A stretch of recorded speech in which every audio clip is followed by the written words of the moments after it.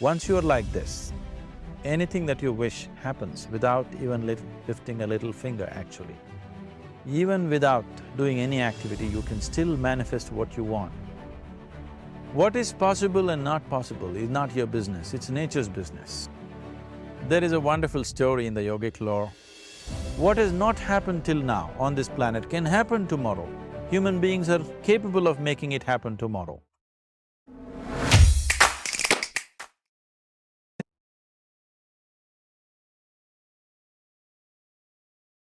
Everything we as human beings have created on this planet was essentially first created in our minds.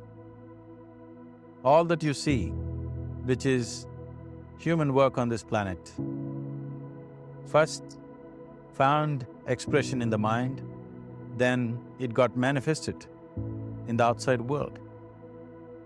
The wonderful things that we have done on this planet and the horrible things that we have done on this planet, both have come from the human mind. So if we are concerned as to what we create in this world, it's extremely important that first of all we learn to create the right things in our mind. How we keep our minds? If we do not have the power to keep our minds the way we want it, what we create in the world is also going to be very accidental and haphazard. So learning to create our minds the way we want is the basis of creating the world the way we want. There is a wonderful story in the yogic lore. On a certain day, a man took a walk. He went for a long walk. Accidentally, unawares, he walked into paradise. Fortunate, isn't he? He just took a walk and he landed up in paradise. After this long walk, he felt little tired. So he thought, oh, I'm tired, I wish I could rest somewhere. He looked around, there was a nice tree, underneath which there was very cushiony grass. So it was inviting. He went and put his head down there and slept. After a few hours, he woke up, well rested, and he thought, oh, I'm well rested, but I'm feeling hungry. I wish I had something to eat. And he thought about all the nice things that he ever wanted to eat in his life.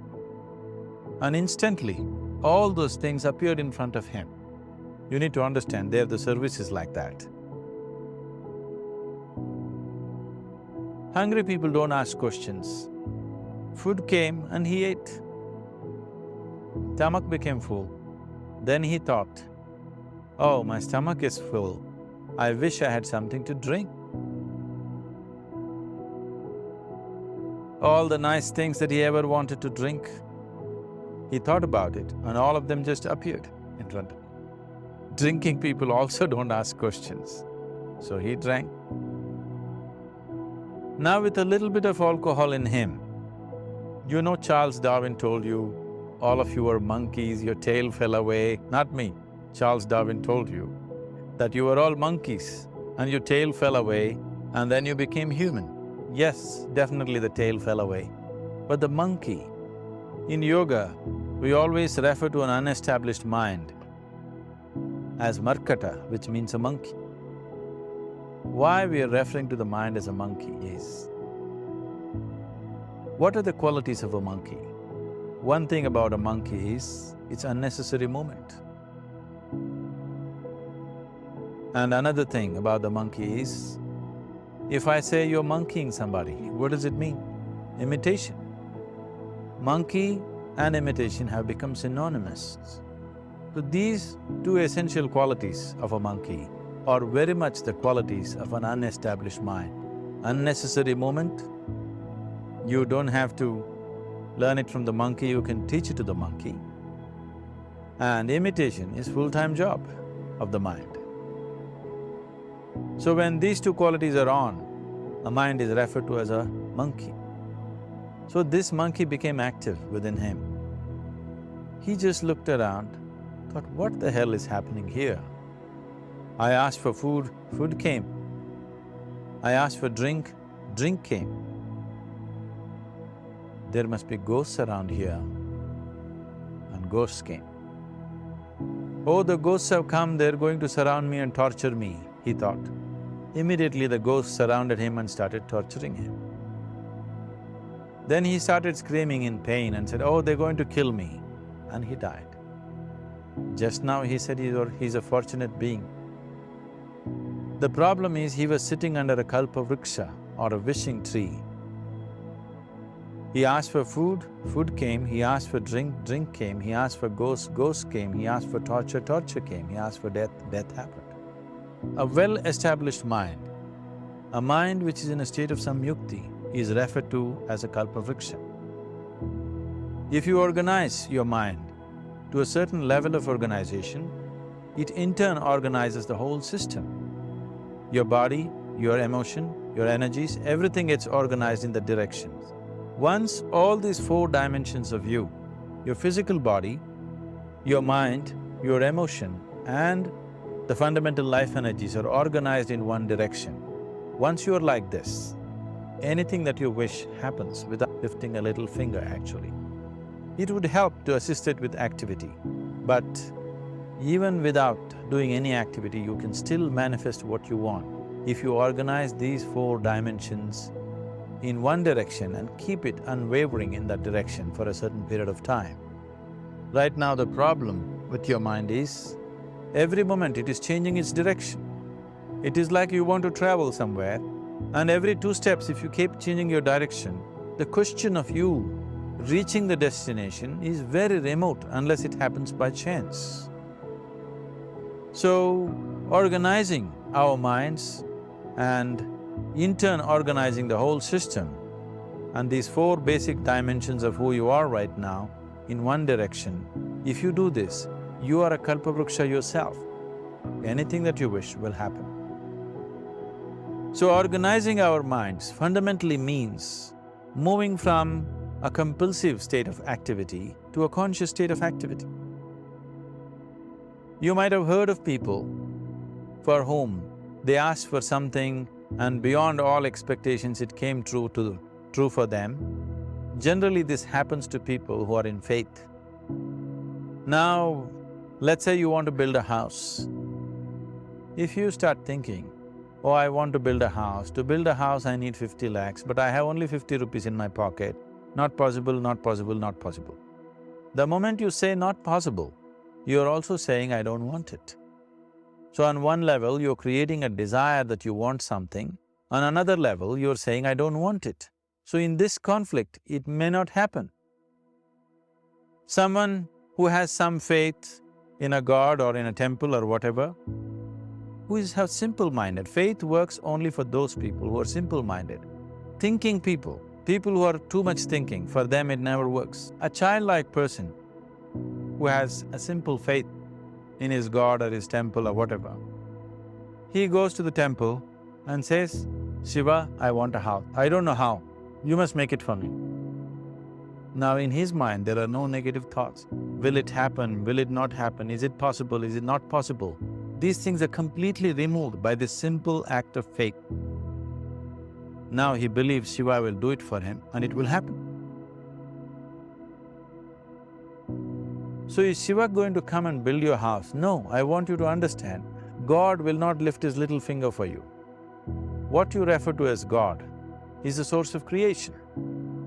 As a creator, he has done a phenomenal job, there's no question about it. Could you think of a better creation than this? Is it in anybody's imagination to think anything better than what is there right now? So as a creator, he has done his job wonderfully well. But if you want life to happen the way you want it, because right now, the very crux of your happiness and your well-being is this. If at all if you're unhappy, the only and only reason why you're unhappy is life is not happening the way you think it should happen. That's all it is. So if life is not happening the way you think it should happen, you're unhappy. If life happens the way you think it should happen, you are happy. It's as simple as that. So if life has to happen the way you think it should happen, first of all, how you think, with how much focus you think, how much stability is there in your thought, and how much reverberance is there in the thought process will determine whether your thought will become a reality or is it just an empty thought. Or how you do not create any impediments for your thought by creating negative thought process. This possible, is something possible or not possible, is destroying humanity. What is possible and not possible is not your business, it's nature's business. Your business is just to strive for what you want. Right now you're sitting here. If I ask you two simple questions, right now from where you're sitting, can you just fly off? You say no. Right now from where you're sitting, can you get up and walk? You'll say yes. What is the basis of this? Why you say no to flying and yes to walking? Because past experience of life, many times you've gotten up and walked, never did you fly off. Or in other words, you're using the past experience of life as a basis for deciding whether something is possible or not possible. Or in other words, you have decided that what has not happened till now cannot happen in your life in future. This is a disgrace to humanity and the human spirit. What has not happened till now on this planet can happen tomorrow. Human beings are capable of making it happen tomorrow. So what is possible and what is not possible is not your business. That is nature's business. Nature will decide that. You just see what is it that you really want and strive for that.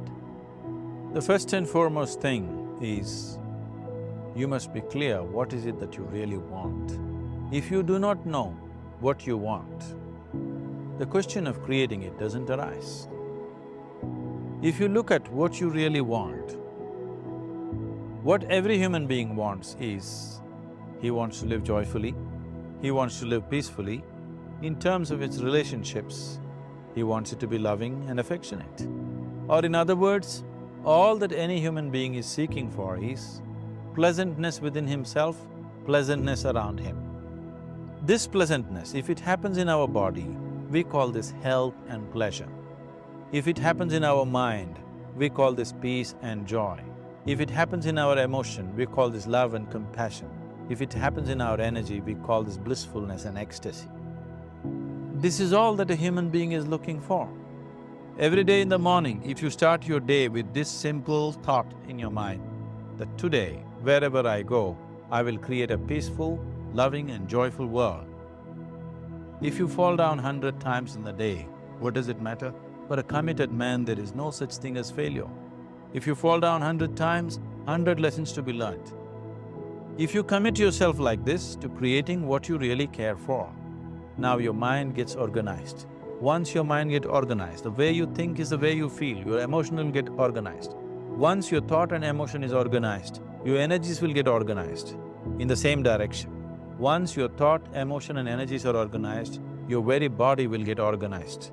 Once all these four are organized in one direction, your ability to create and manifest what you want is phenomenal. You are the creator in many ways.